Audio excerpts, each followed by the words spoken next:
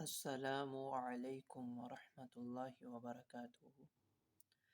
عزیز طالبات، اللہ تعالیٰ کی ذات سے امید ہے آپ سب خیر و عافیت کے ساتھ ہوں گے، اور یقیناً آپ نے گزشتہ اسباق بھی سماعت کر لیے ہوں گے۔ آج ہم اپنی کتاب سنن نبی داؤد جلد اول کا 32واں سبق پڑھیں گے۔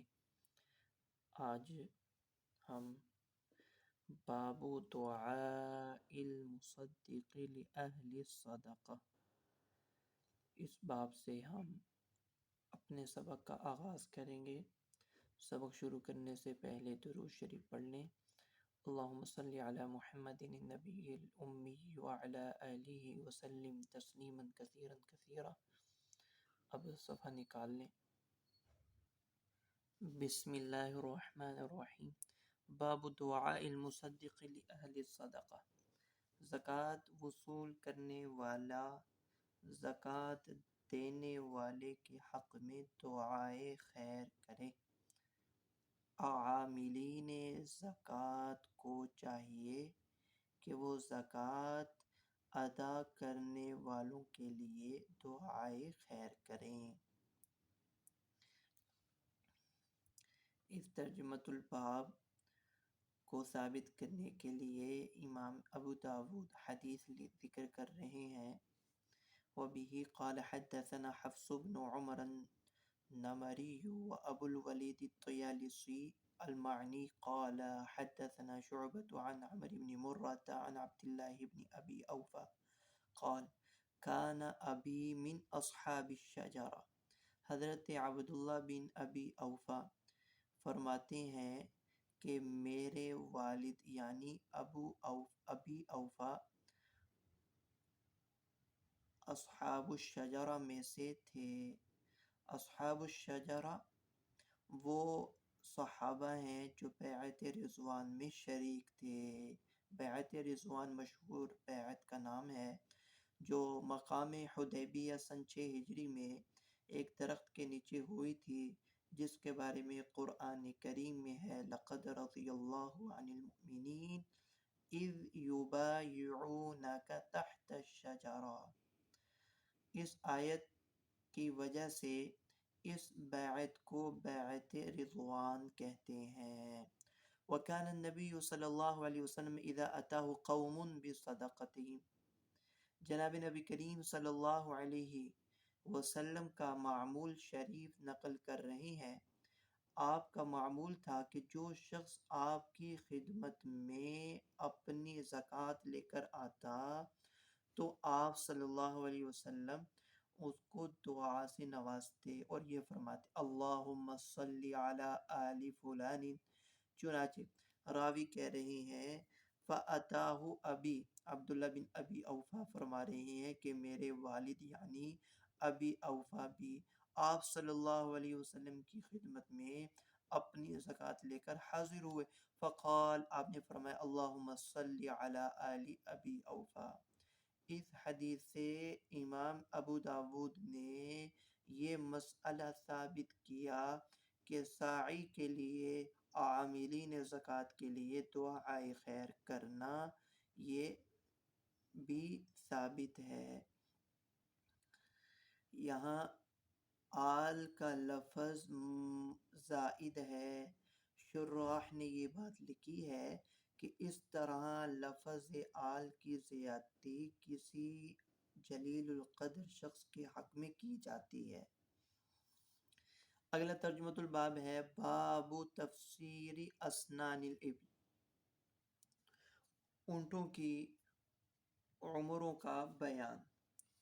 قال ابو داود سمعته من الرياشي وابي حاتم وغيرهما ومن كتاب النضر بن شميل ومن كتاب ابي عبيد وربما ذكر احدهم الكلمة۔ جی، مصنف یعنی امام ابو داود نے اونٹوں کی عمروں کی یہ تفسیر و تشریح جن علماء لغت و ادب و محدثین سے سنی ہے ان کا حوالہ دے رہے ہیں۔ ان میں سے بعض سے مصنف نے براہ راست سنا ہے بالمشافہہ، اور ان کے علاوہ ان دو کے علاوہ بعض کی کتب و تصنیفات میں یہ بات دیکھی ہے۔ وَرُبَّمَا ذَكَرَ أَحَدُهُمُ الْكَلِمَةَ، یعنی جو تفسیر میں نے نقل کی ہے اس میں بعض چیزیں تو ایسی ہیں جو ان حضرات میں سے سب ہی سے منقول ہے، اور بعض حصہ اس کا ایسا بھی ہے جو سب نے تو نقل نہیں کیا، بعض کے کلام میں ہے۔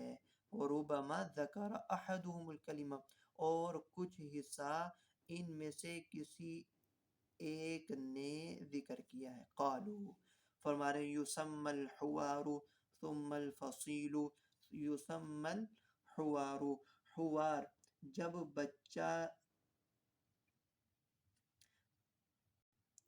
پیدا ہوتا ہے تو سب سے پہلا نام اس بچے کا، اونٹنی کے بچے کا حوار ہے۔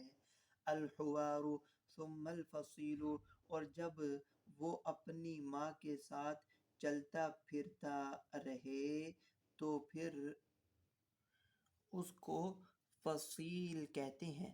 اذا فصل، ثم جب وہ جدا ہو جائے، یعنی کہ جب ماں کے پیٹ سے وہ نکل کر چلنے پھرنے لگ جائے، جدا ہونے لگے، تو پھر اس اونٹنی کے بچے کا نام فصیل ہے۔ ثم تكون بنت مخاض لسنة الى تمام سنتين، پھر جب وہ 1 سال کا ہو جائے تو وہ بنت مخاض ہے 2 سال تمام ہونے تک۔ فإذا دخلت في الثالثة فهي ابنة لبون، اور جب وہ تیسرے سال میں شروع ہو جائے، داخل ہو جائے، تو وہ بنت لبون ہے۔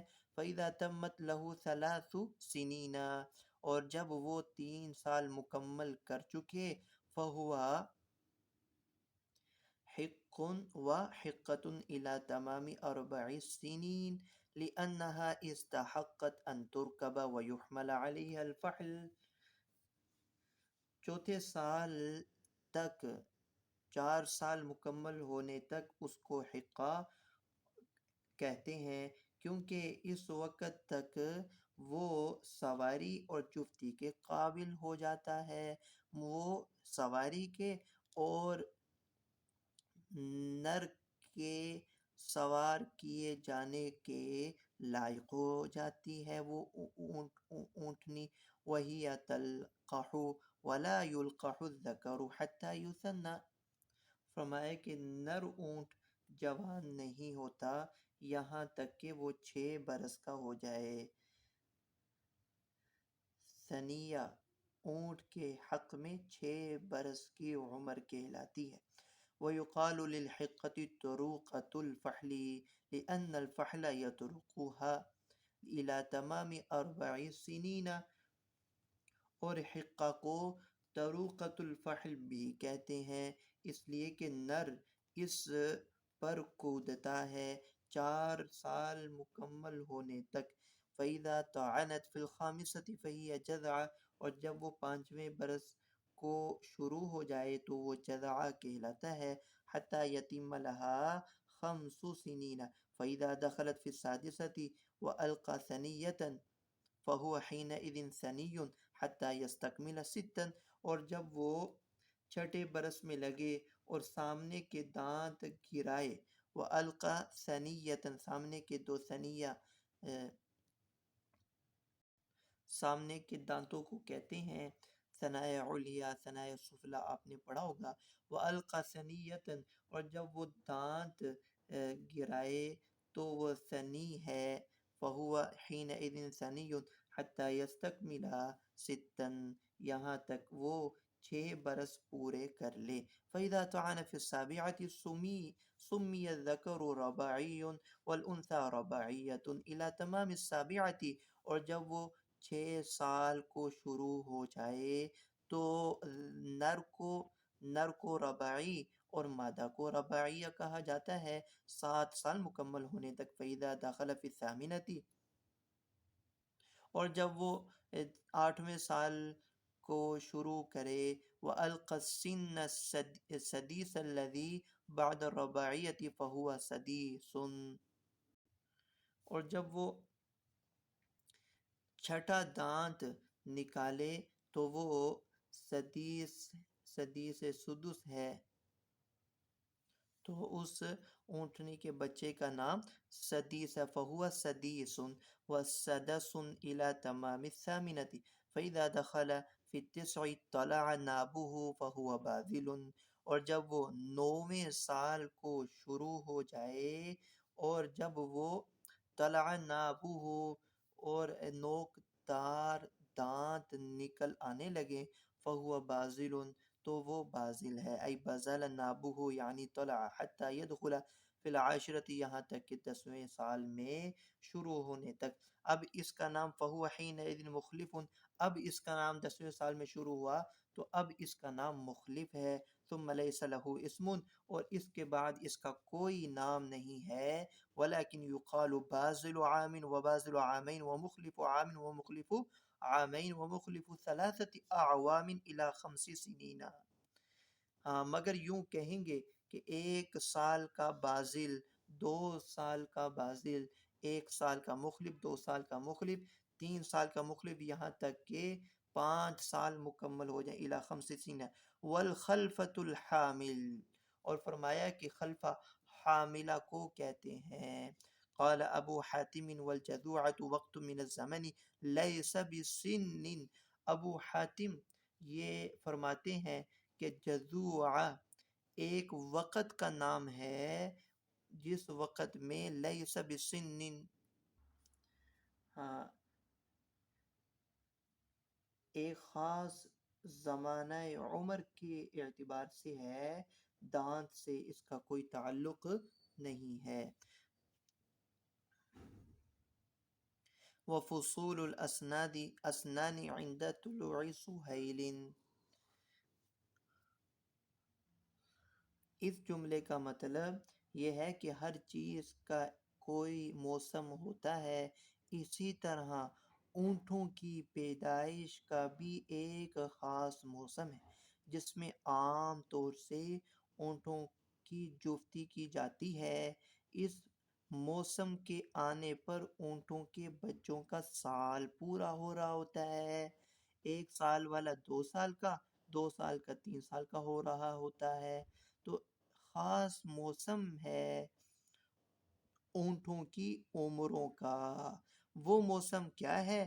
عند طلوع سہیل، طلوع سہیل ہے، طلوع سہیل ہے، سہیل نامی ستارہ جس زمانے میں شروع رات میں طلوع ہونے لگے، سہیل نامی ستارہ جس زمانے میں شروع رات میں ہی طلوع ہونے لگے، تب سمجھو اونٹوں کے جفتی کا زمانہ آ گیا، اور اسی زمانے میں درختوں کے پھل پکتے ہیں، یعنی یہ موسم ہے موسم ربیع، یعنی کہ یہ موسم خاص ہے جس میں اونٹوں کی جفتی کی جاتی ہے، اور اس زمانے میں اونٹوں کے سال پورا ہو رہا ہوتا ہے۔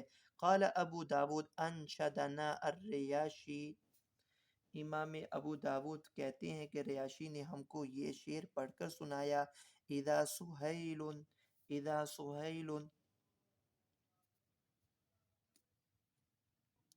اول اللیل طلع فابن اللبون الحق والحق جذع لم يبق من اسنانها غیر الہبعی، غیر الہبعی، یعنی جب سہیل نامی ستارہ رات کے شروع ہی زمانے میں، رات کے شروع میں طلوع ہونے لگے تو تب سمجھو کہ بچوں کا سال پورا ہو رہا ہے۔ فابن اللبون الحق، تو ابن لبون حقہ، والحق جذع لم يبق من اسنانها غیر الہبعی، سب اونٹوں کی عمریں ذکر کر دی گئی ہیں، بس ایک کا ذکر باقی ہے، اور وہ جس کا نام ہوبع ہے۔ ہوبع کون سا اونٹ ہے، کون سی اونٹنی ہے، اس کو آگے ذکر کر رہے ہیں۔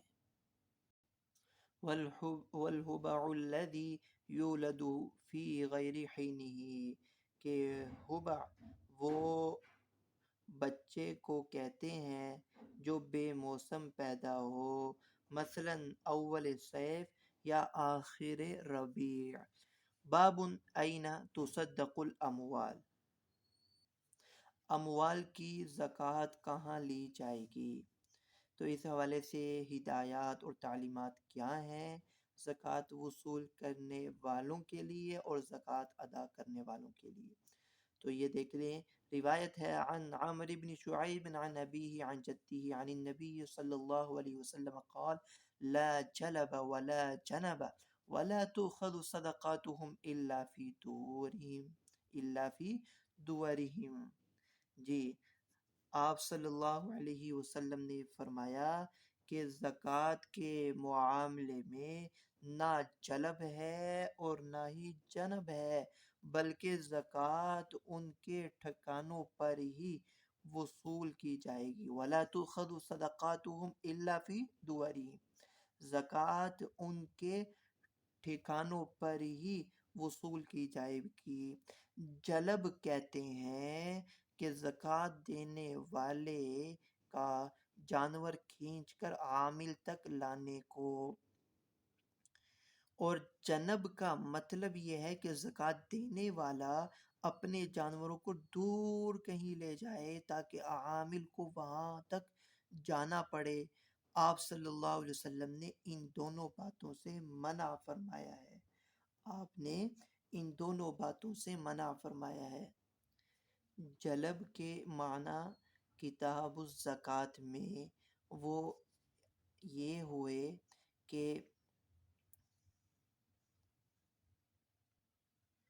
کہ زکوٰۃ وصول کرنے والے ایسی جگہ جا کر ٹھہریں جو جانوروں سے بہت دور فاصلے پر ہو، اور وہاں ٹھہر کر ارباب اموال سے کہیں کہ اب اپنے جانوروں کو یہاں لاؤ تاکہ ہم ان کو دیکھ کر ان کی زکوٰۃ لیں۔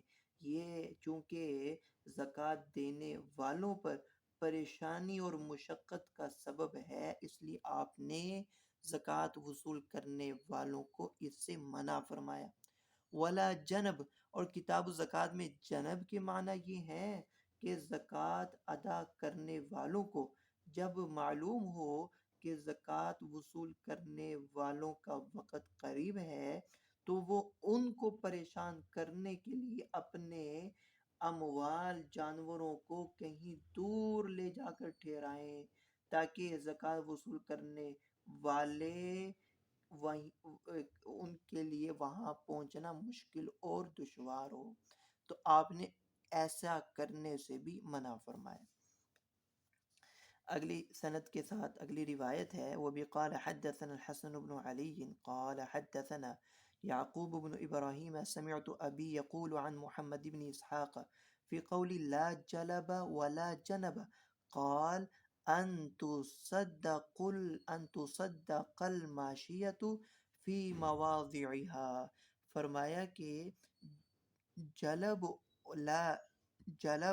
ولا جنب کی تفسیر اس طرح منقول ہے کہ جانوروں کی زکوٰۃ انہی کے ٹھکانوں پر ہی لی جائے گی، انہی کے ٹھکانوں پر ہی لی جائے گی۔ ولا یجلب الی المصدق، نہ جانور وہ زکوٰۃ وصول کرنے والوں کی طرف کھینچ کر لائے جاویں گے۔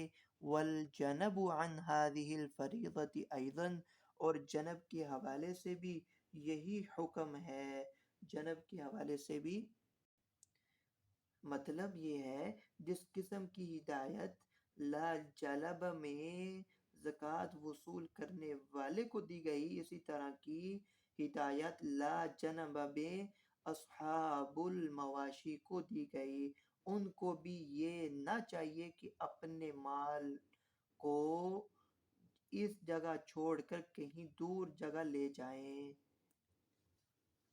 لا یجنب اصحابها یقول ولا یکون الرجل باقصى مواضع اصحاب الصدقہ فتجنب الیہ ولكن تؤخذ فی موضعہ،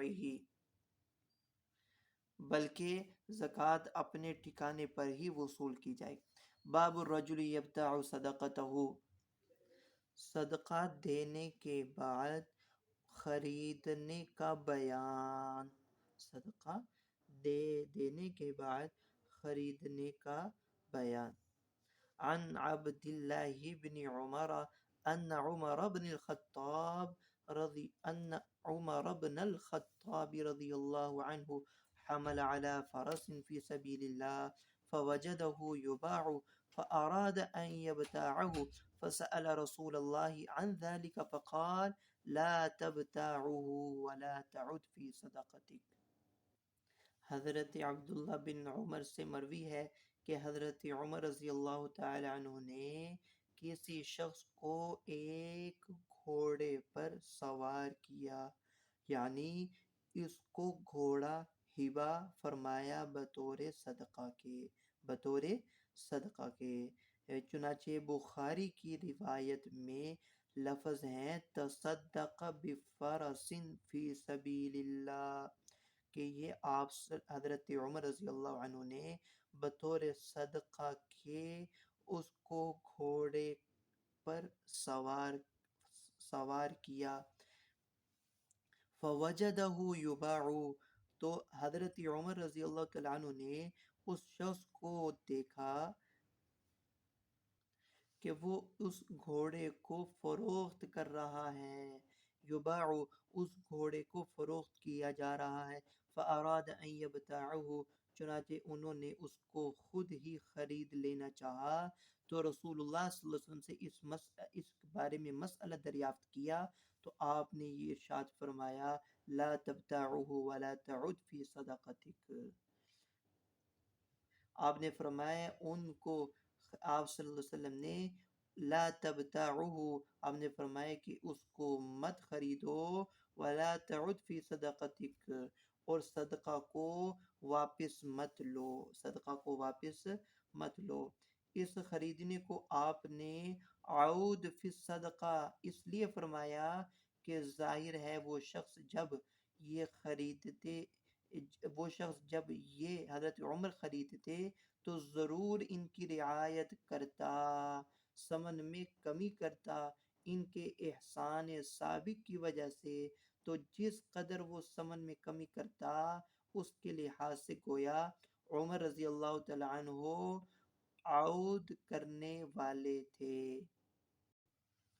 امام احمد کا مسلک یہی ہے کہ متصدق کا شراء اپنی صدقہ کی ہوئی چیز کا جائز نہیں، یعنی صدقہ کرنے والے کا اپنی صدقہ کی ہوئی چیز کا خریدنا جائز نہیں۔ مالکیہ کہ ہاں یہ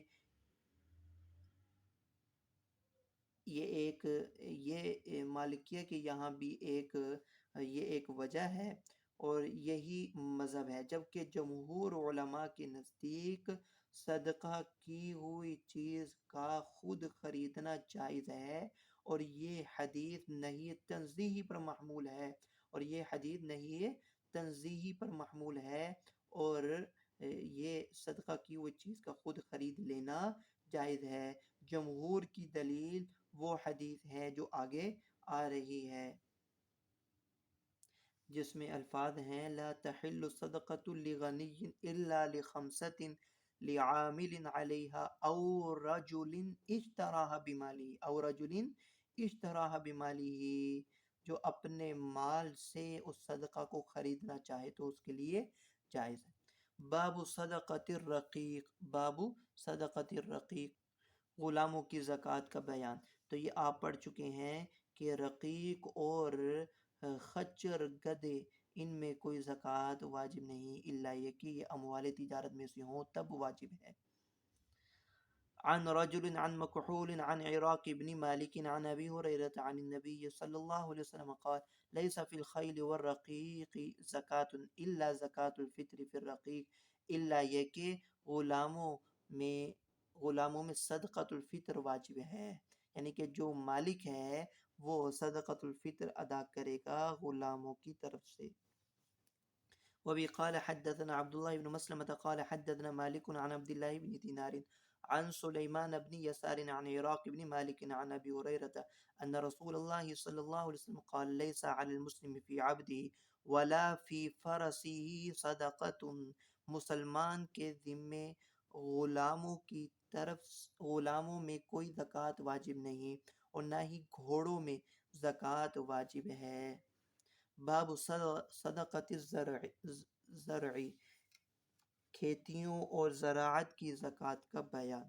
وبه قال حدثنا هارون بن سعيد بن الهيثم الأيلي قال حدثنا عبد الله بن وهب أخبرني يونس بن يزيد عن ابن شهاب عن سالم بن عبد الله عن أبيه قال قال رسول الله صلى الله عليه وسلم فيما سقت السماء والأنهار والعيون أو كان بعلا العشر وفيما سقي بالصواني أو النضح نصف العشر۔ حضرت سالم بن عبداللہ اپنے والد سے نقل کرتے ہیں، فرمایا رسول اللہ صلی اللہ علیہ وسلم نے